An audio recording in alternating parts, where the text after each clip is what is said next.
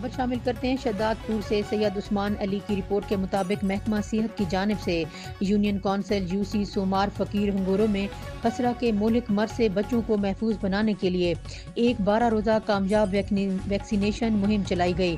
اس مہم کے دوران 5 ماہ سے لے کر 5 سال تک کی عمر کے ہزاروں بچوں کو خسرہ سے بچاؤ کے حفاظتی ٹیکے لگائے گئے۔ اس مہم کی کامیابی میں یوسی کے medical officer M O doctor Muhammad آرچ اور ان کی لگن سے کام کرنے والی ٹیم کا کلیدی کردار ہے۔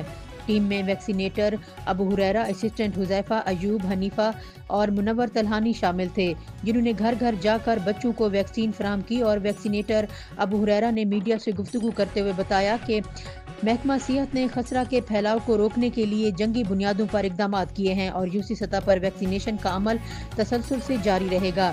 انہوں نے کہا کہ یہ ایک خوش آئین امر ہے کہ عوام میں اب بہتری اور شعور آیا ہے۔ والدین اپنے بچوں کو اس مہلک بیماری سے بچانے کے لیے حکومتی ٹیموں کے ساتھ بھرپور تعاون کر رہے ہیں اور قطرے پلانے کے عمل میں بڑھ چڑھ کر حصہ لے رہے ہیں۔